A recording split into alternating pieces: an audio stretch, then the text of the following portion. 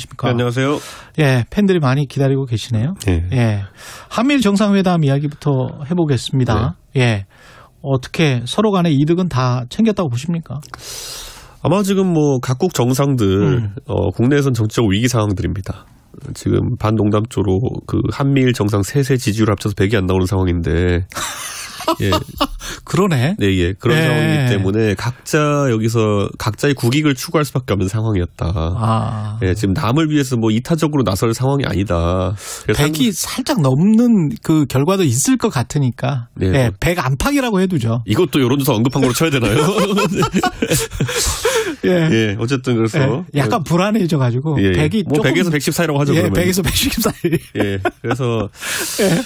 저는 굉장히 서로 이기적인 그런 협상을 했을 것이다. 라는 기대가 있습니다. 그러네. 그래서 저는 우리나라도 예.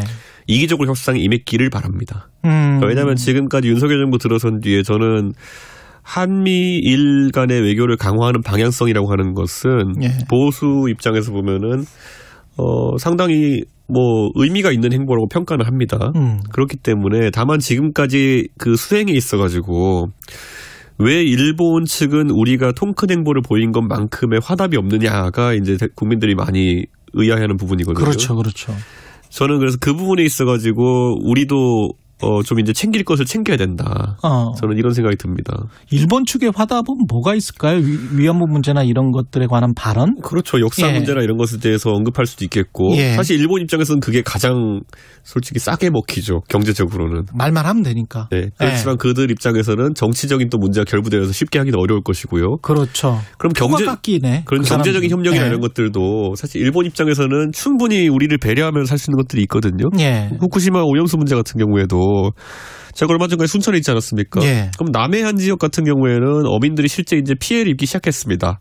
방류에서 피해를 입는 것이 아니라 방류가 예측되니까 수산물 소비가 준다든지 이런 것 때문에 업종 전환을 해야 되고 이런 상황도 있어요 지금. 그러니까 제가 순천만에 이제 이 별량면 쪽에 어촌게장 하시는 분을 만나서 식사를 했는데 이분의 고민은 그거예요. 원래는 바닷물을 끌어들여가지고 새우 양식을 하는 분인데 그럼 나 이제 이거 논에서 섬진강물로 바꿔가지고 민물새우로 바꿔야 될 것 같다. 뭐 이런 진지한 고민을 하고 있거든요. 진짜 그러니까 현실이네. 정부에서는 자꾸 괴담을 믿는 자와 아닌 자 이렇게만 나누거든요. 그런데 이분들은 괴담이나 과학 이런 거 관계 없어요.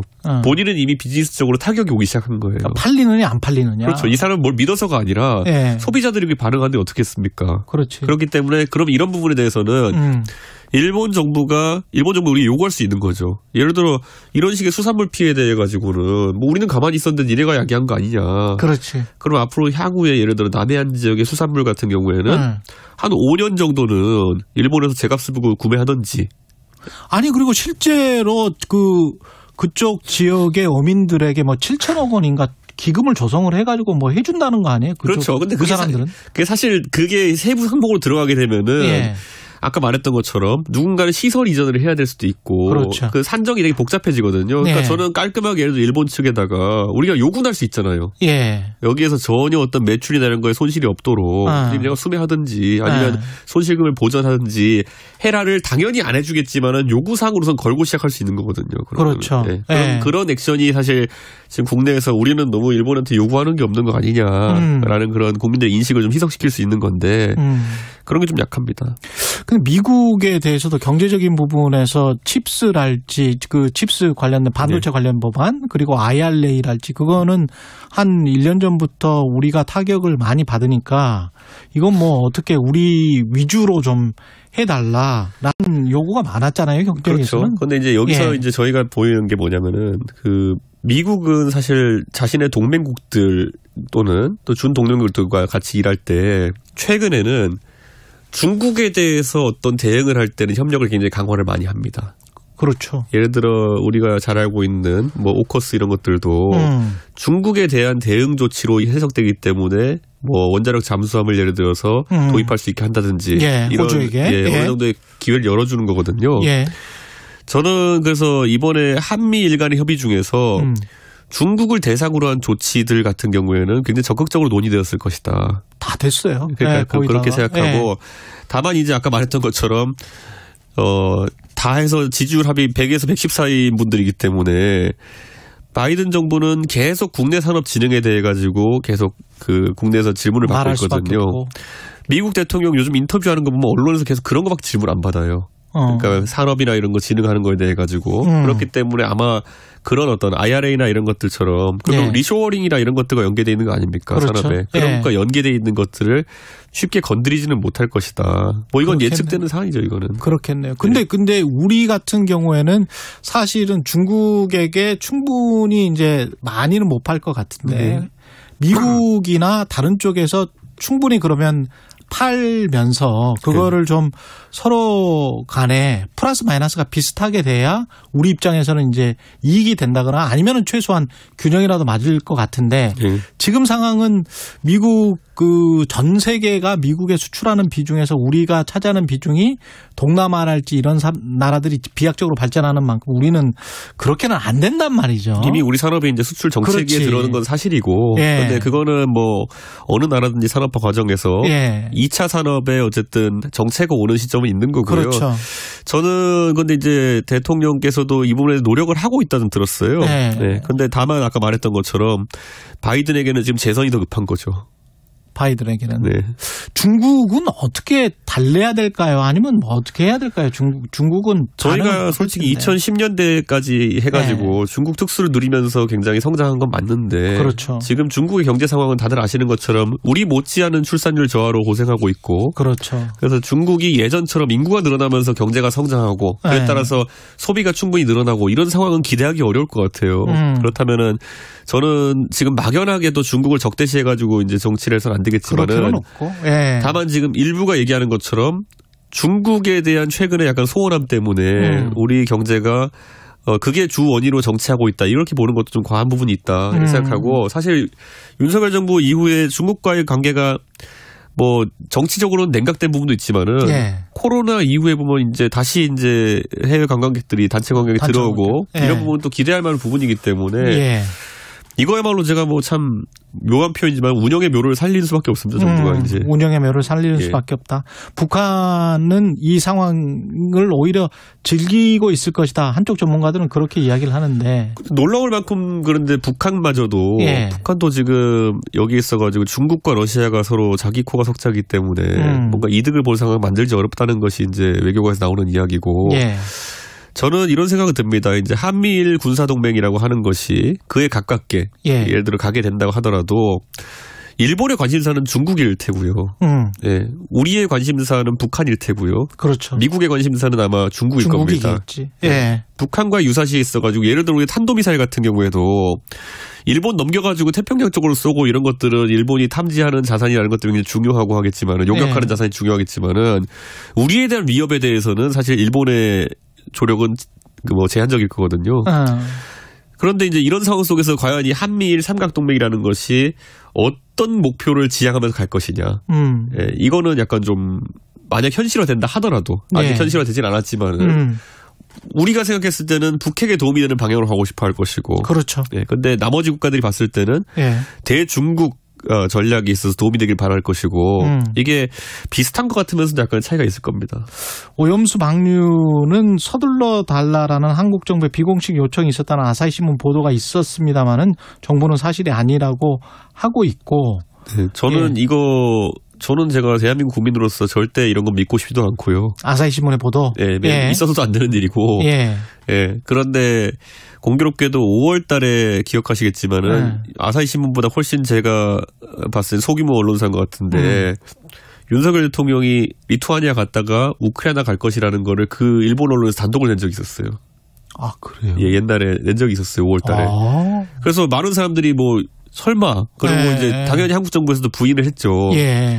당연히 부인한 게 맞고요. 대통령의 안전과 직결된 문제니까. 그렇죠. 일정은 사실은 안 되죠. 그런데 어떻게 그러면 그 언론은 그걸 입수했을까? 혹시 우리 정부에 줄이 닿는 일본에 굉장히 정보력이 좋은 사람들이 있는 게 아닐까? 그래서 혹시 이 문제 같은 경우에도 사실 그런 일이 있었을지도 모르니까. 그렇죠. 저는 굉장히 이건 조심스럽지만은 앞으로 정보 관리도 잘해야 된다.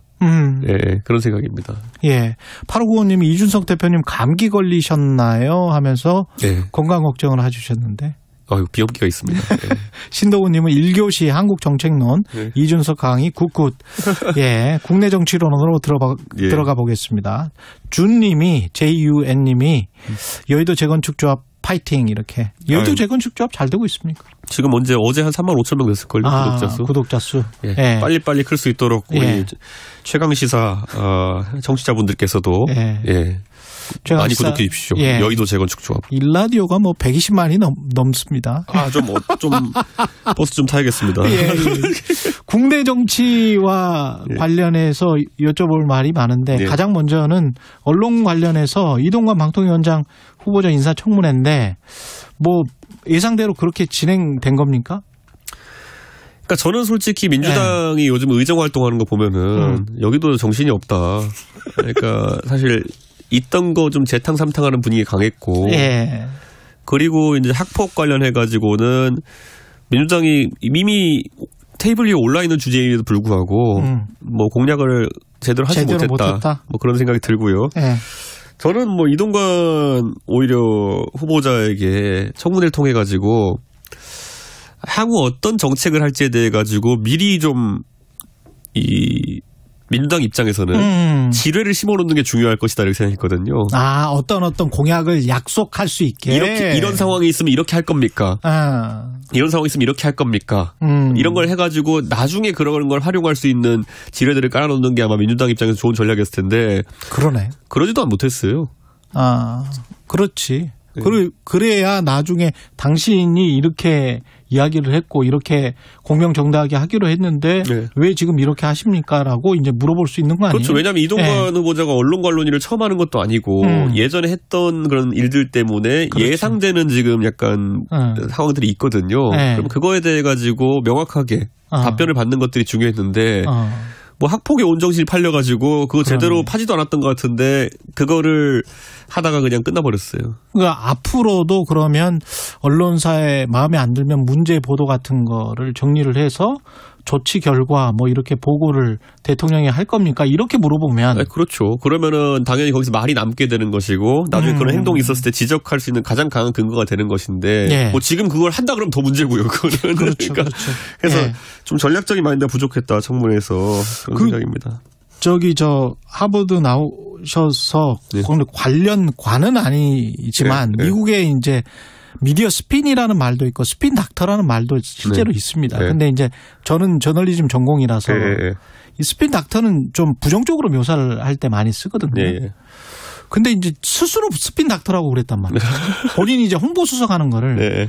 근데 미국에서 가장 오래된 저널리즘 대학원의 PR 그 건물에 가보면 그 밑에 그렇게 써져 있어요.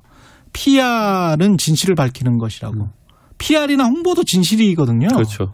그 업무를 하는 사람들도 그렇게 스스로 생각하면서 사명감을 갖고 있고. 그렇죠. 근데 본인 스스로를 홍보 업무를 하기 때문에 스피닥터라고 하는 거는 저는 미국에서 저널리즘을 배운 입장에서는 이거는 뭔가라는 생각이 들더라고요. 저는 청문회 전이긴 하지만은 이동관 후보자가 이제 공산당 기관지 같은 언론 발언을 한 적이 있어요. 그러니까 저는 근데 이 발언을 들으면서 공산당 기관지로 연상시키는 곳이 어딜까 우리나라에서.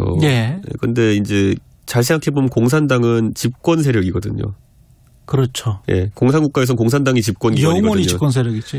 그러니까 공산당 기관지라는 건 집권 세력이 아부하는 언론을 얘기하는 것일 거고 그러면은 이동관 후보자가 공산당 기관지에 대해서 상당한 문제의식 갖고 있다는 거는 우리나라에서도 대통령에게 아니면은 권력자에게 아부하는 언론에 대해 가지고 일침을 가한 것으로 보인다. 그래서 저는 이동관 후보자의 역으로 진심 속에는 그런 언론들을 한번 손을 봐주겠다? 설마 그럴까는 모르겠지만은 어쨌든 문제의식은 있는 것 같습니다. 대통령이나 권력자를 과도하게 옹호하는 언론에 대해 가지고. 그러면 YTN이나 KBS나 MBC는 아니구나. 안심해도 돼요? 최강시사는 아닌 것 같아요.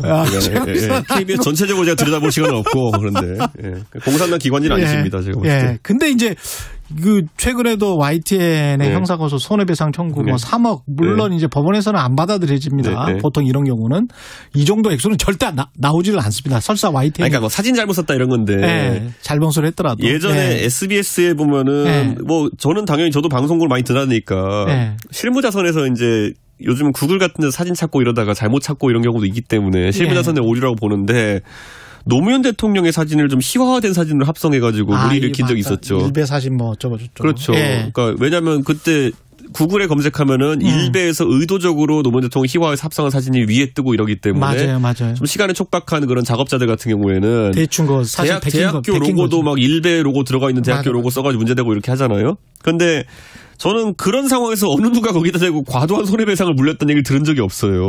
사실 전직 대통령의 명예를 훼손하는 건은 사실 굉장히 중차대한 건인데도 불구하고 거기서 유족 측에서 과도한 손해배상을 물렸다는 얘기 못 들었거든요. 그래서 저는 이번에 YTN에서 만약 이거를 의도적으로 했다는 게 확실하고 그리고 우리 모르겠다. 배째라 이런 것도 아니고 결국에는 본인들도 실수를 인정하고 있는 상황 속에서 이렇게 가는 거는 좀 의아하긴 하다. 근데 그 청문회에서 보여준 이미지랄지 이런 것들이 뭐 YTN 손해배상 소송도 그렇고 점심 먹고 와서 생각해 보겠다. 점심 먹을 때 생각해 보겠다. 뭐 이런 것들 있지 않습니까? 이런 것들이 이미 아무리 됐다는 게 거의 확정됐지만 좀 그래도 좀 겸손하게 이야기하는 게 낫지 않았을까요? 그러니까 이동관 후보자도 본인에 대한 공격이 지속되니까 감정적으로 격해질 수는 있겠죠. 그래서 저는 뭐 그런 부분 때문에 나온 거라고 생각하는데 그런데 제가 봤을 때는 지금 상황에서 득이 되는 발언은 아니었겠죠. 그거는. 그렇죠. 나중에 그게 또 이제 정부나 정권 이미지에 또 부정적인 영향을 미칠 수가 있으니까. 근데 보통은 이제 지금 계속 그런 분위기를 타고 있는 게 처음에 이제 한동훈 장관의 발언에 대해 가지고 그런 어떤 갈등 상황에서의 자신감 있는 모습이라는 게 어느 선을 넘으면 또 약간 상대 지지자들에게는 모멸감을 줄 수 있는 부분이 있다 이런 지적도 있었고. 그렇죠. 원희룡 장관이 최근에 그 백지화 사건 때 와가지고 굉장히 자신감 넘치는 표현을 이제 썼다가 그것 때문에 또 곤란해진 적이 있었고 저는 이게 전염되고 있거든요 지금. 뭐냐면 이렇게 했을 때 누군가 좋아하더라. 또는 이렇게 했을 때 그 강성 지지층에 좋아하더라가 서서히 각인되어 가고 있는 것 같아요. 그래가지고 이게 방식의 전염이 되면 곤란하고 제가 봤을 때는. 그게 국민의힘 당에나 윤석열 정부 대통령의 도움이 안 된다고 보시는 거죠? 이건 근데 양당에 다 있어요. 뭐 정청래 의원 하는 거 좋아하는 분도 있는 것처럼 민주당에서. 근데 저는 이게 정치의 방식이어가지고는 다소 좀 곤란할 것 같다. 그렇죠. 그런 생각입니다. 그 이철규 사무총장이 이야기한 배에 구멍을 뚫으면서 그런 승객들은 승객으로 지금 탑승을 하셔서 배에 구멍을 뚫고 있는 건 아니죠? 제가 얼마 전까지 선장이었던 사람이에요. 근데 그때 제 배에 구멍 내려고 했던 분들이 많죠. 그때는 뭐 이렇게 작은 걸로 정이나 이런 게 아니고 팻마로 이렇게 두드린. 그렇죠. 그랬던 분들이 가장 그러니까 그때 제가 운전하고 있을 때 뒤에 와서 이제 배를 부시고 있었던 분들이 지금 와서 자기들이 배 운전 이미 좀 가라앉고 있거든요. 제가 봤을 때는. 근데 거기서 본인들이 한 것 때문에 배가 침수되고 있는 건 전혀 모르고 뭐 누가 자꾸 사보타주하고 있다는 식으로 얘기하는데 가만히 있으면 아무 일이 일어나지 않을 겁니다. 가만히 있으면 아무 일 일어나지 않고 배는 가라앉습니까? 그러니까 이철규 사무총장이 아무 말도 하지 않으면은 아마 아무 일도 일어나지 않을 겁니다. 근데 지금 더 말을 많이 해가지고 사실 그 발언 이후에 분란이 되게 커졌잖아요. 그렇죠. 그러니까 제 생각에 아무 말도 하지 않으면 아무 일도 일어나지 않을 것이다. 오히려 김재원 최고위원 같은 경우는 유승민이나 이준석을 지칭한 게 아니고 현역 의원 총회에서 한 말이기 때문에 현역 의원들을 지칭한 말이다. 뭐 이런 식의 이야기를 하던데.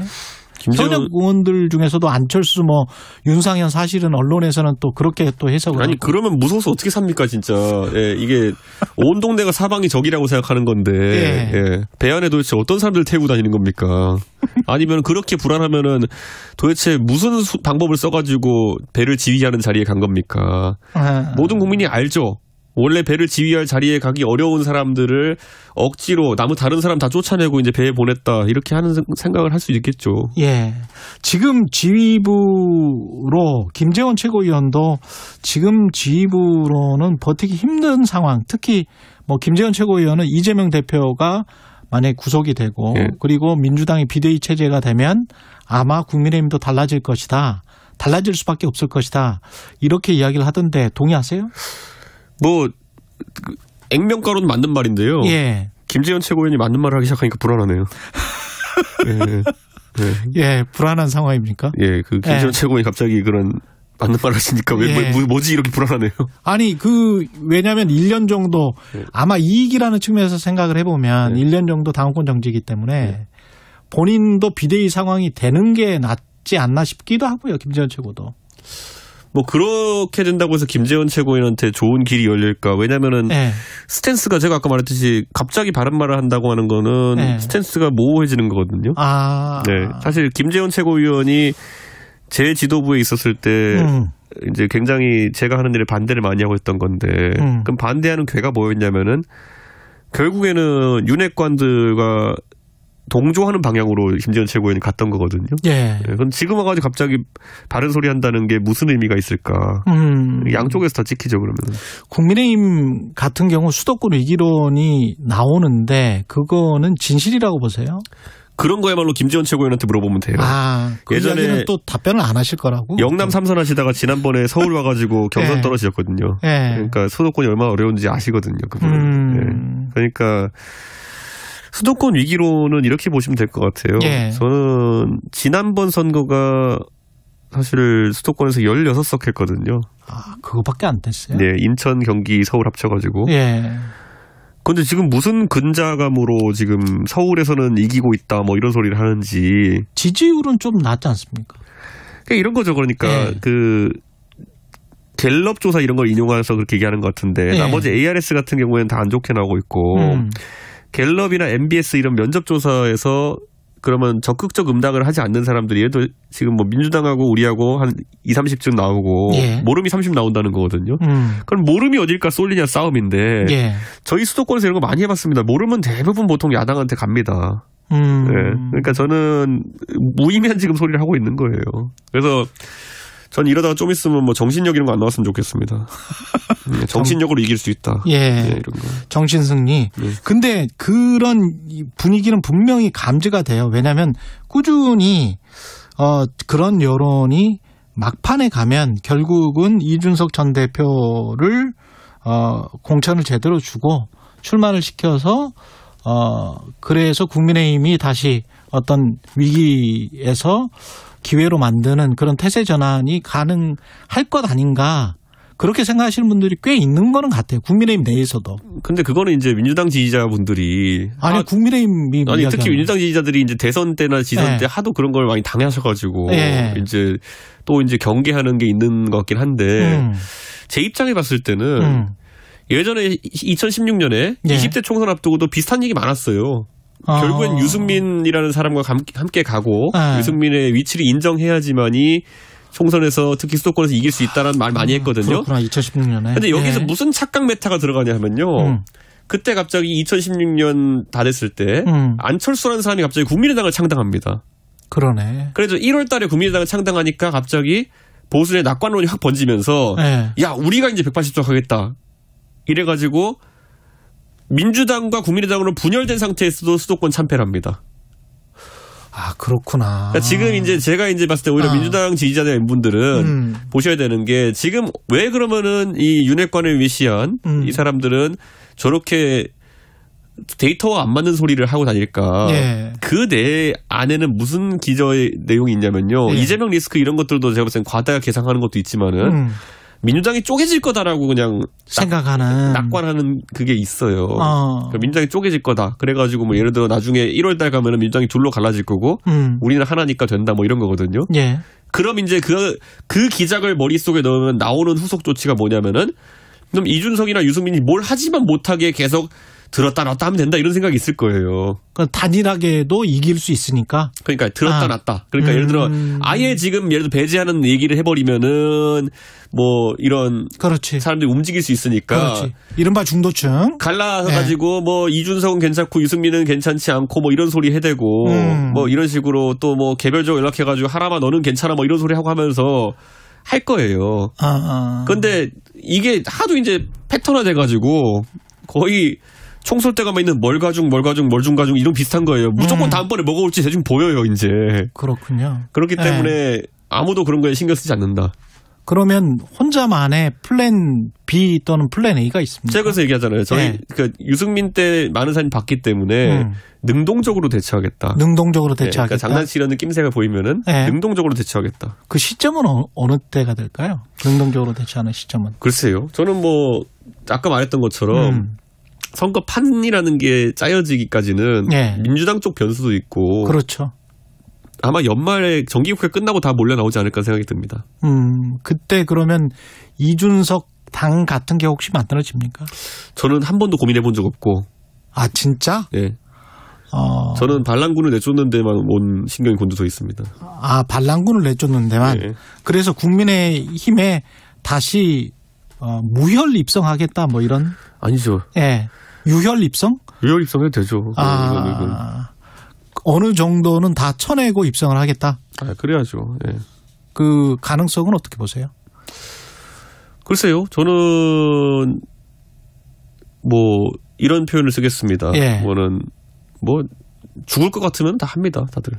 아, 죽을 것 같으면? 그러니까 예전에 보면은 2011년에 제가 비대위로 정치 시작할 때도 그때 뭐 했냐면은 오세훈 서울시장 이 사퇴하고 나가지고 치러진 그 12.6 재보궐선거에서 나경원 후보가 박원순 시장한테 지면서 그때 보수가 야 이러다간 우리 6개월 총선에서 박살나겠다. 그러니까 그때 멀쩡한 홍준표 대표를 끌어내립니다. 그래가지고 박근혜 비대위가 서게 되면서 그때 제가 정치를 시작한 거거든요.